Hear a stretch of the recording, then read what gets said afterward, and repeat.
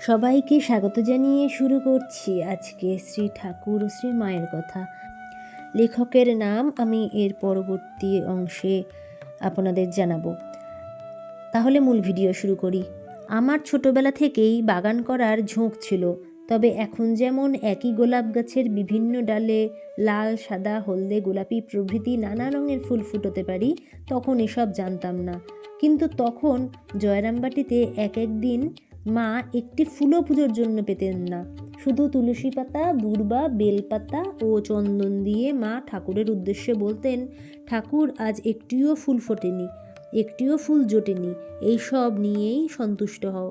আমি মায়ের বাড়ির পাশে পুণ্যিপুকুরের পাড়ে কিছু জুঁই, পদ্মকরবী, গাঁদা, দোপাটি, জবা, টগর প্রভৃতি ফুলের গাছ লাগিয়েছিলাম। ওইসব ফুল পেয়ে মা কত খুশি। একদিন দেখি দুপুরে বিশ্রামের পর মা জুঁই গাছের গোড়া খুঁড়ছেন। আমি এসব করব, আপনাকে করতে হবে না বলে খুরপিটি তার হাত থেকে কেড়ে নিলে তিনি বললেন, তুমি তো সব করো, আমি জুঁই ফুল খুব ভালোবাসি কি না, তাই এখন ওদের ফুলের সময় আসছে দেখে একটু জল দেবার জায়গা করছিলাম।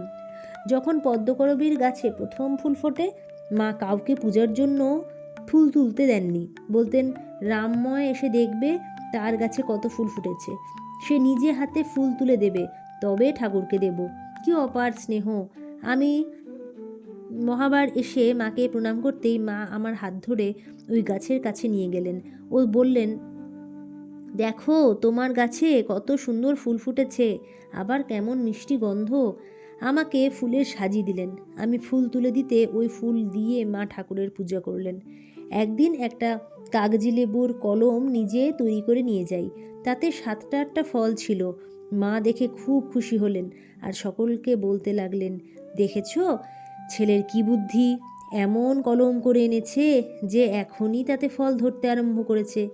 একদিন ফল সমেত একটা বড় আমলকির ডাল ভেঙে মাকে দিয়েছিলাম, মা তাতে অসন্তুষ্ট হন ও ফলবান গাছের ফল সমেত ডাল ভাঙতে নিষেধ করেন, বিশেষত আমলকি গাছের। এই আমলকি গাছটি আমোদরের তীরে ছিল। এই আমলকি গাছের তলায় পূজনীয় শরৎ মহারাজ, যোগিন মা, গোলাপ মা ধ্যান করতেন। পূজনীয় শরৎ মহারাজ গীতা পাঠও করতেন। মা আরও বললেন, আমলকি গাছের তলায় 33 কোটি দেবতার বাস, এর তলায় বসে ধ্যান জপ করলে বেশি ফল হয়। পরে ওই ডাল থেকে পাতাগুলি পুজোর জন্য রাখতে বললেন। বেলপাতার মতো ওই পাতাও পুজোর জন্য ব্যবহার হয়। আর একদিন পুণ্যিপুকুরের উত্তর পাড়ের বাগানে জ্ঞান মহারাজ ও আমি কতকগুলি কলা গাছ লাগাচ্ছিলাম। সকাল থেকেই কাজ আরম্ভ করি। অনেক বেলা হওয়ায় মা জল খাবার জন্য পুকুরের ঘাটে দাঁড়িয়ে আমাদের দুজনকে ডাকতে লাগলেন। আমরা যাচ্ছি বললাম। কিছুক্ষণ পরে মা আবার ব্যাকুল হয়ে ডাকতে লাগলেন।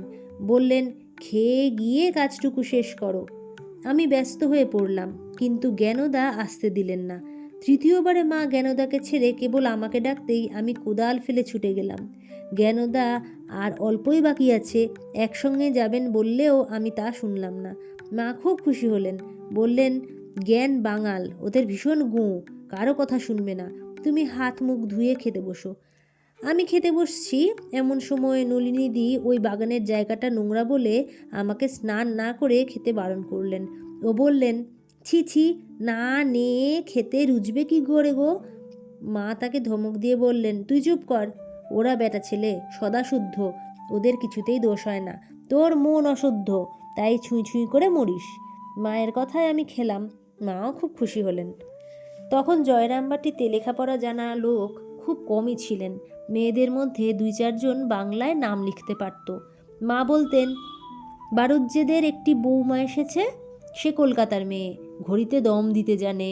ঘড়িতে দম দিতে জানা মায়ের কাছে একটা মস্ত বুদ্ধির কাজ, কারণ তিনি BA MA পাশ মেয়ে দেখেননি এবং হাতে ঘড়ি বাঁধা মেয়েও দেখেননি। হ্যারিকেন লণ্ঠন পরিষ্কার করতে পারতেন না। আমাকে বলতেন, বাবা তুমি করো, ওর মধ্যে অনেক কলকবজা, আমি পারবো না।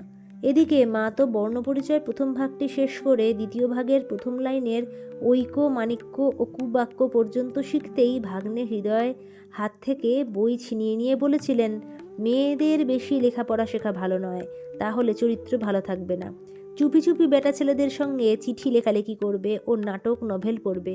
কিন্তু আশ্চর্যের বিষয়, আক্ষরিক বিদ্যা না থাকলেও মায়ের আধ্যাত্মিক বিষয়ে পূর্ণ জ্ঞান ছিল।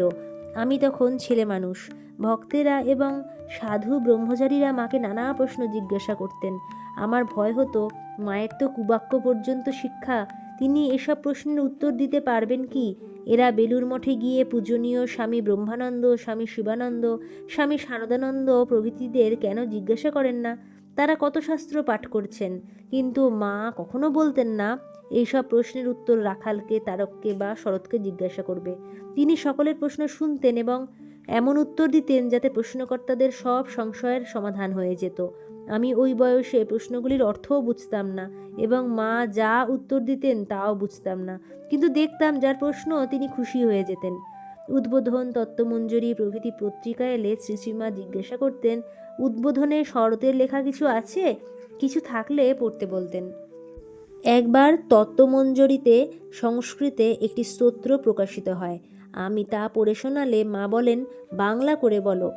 দেশি কেন্দ্রং প্রভৃতি শব্দের মানে না জানায় এবং ওখানে অভিধান না থাকায় আমি বললাম, সব কথার মানে জানি না, স্কুলে গিয়ে পণ্ডিত মশাইয়ের কাছে বুঝে এসে আপনাকে শোনাবো। তিনি ছাড়লেন না, বললেন, তুমি যেটুকু পারো তাই বলো। খুঁটিনাটি বিষয়েও শ্রীশ্রীমায়ের বেশ নজর ছিল। একদিন আমি খাবার জন্য শালপাতায় একটু জল ছিটিয়ে ঝেড়ে পাচ্ছি, এমন সময় বললেন, আহা, ছেলেরা খাবে, ভালো করে ধুয়ে নাও, নইলে ধুলো থাকবে। আমার যখন শক্তি ছিল তখন আমি এক একটি পাতা ধুয়ে কাপড় দিয়ে মুছতাম, আর একদিন যখন খাবার আসন পাতছি তখন তিনি তার ঘরের বারান্দা থেকে দেখে বললেন, সিধে হয়নি। আমি একটু আধটু পরিবর্তন করার পরেও বললেন, এখনও হয়নি। আমি কোথায় ভুল হচ্ছে ধরতে না পারায় তিনি নিজে এসে ঠিক করে পেতে দিলেন। তখন দেখলাম সব আসনগুলো সমান্তরাল ও সামনের দিকটা এক সরলরেখায় হলো। এবার বলি কার জীবনী থেকে আমি এই গল্পটি আপনাদের সামনে শেয়ার করলাম। তার নাম হলো স্বামী গৌরীশ্বরানন্দজি। শ্রী শ্রী মায়ের অন্যতম সেবক ছিলেন তিনি এবং প্রাক্তন অধ্যক্ষ ছিলেন তিনি শ্রী শ্রী মাতৃমন্দির জয়রামবাটি। সবাই বলুন, জয় শ্রী ঠাকুরের জয়, জয় শ্রী মায়ের জয়, জয় স্বামীজির জয়। পরবর্তী ভিডিওতে আমন্ত্রণ জানিয়ে আজকের মতো ভিডিও শেষ করলাম।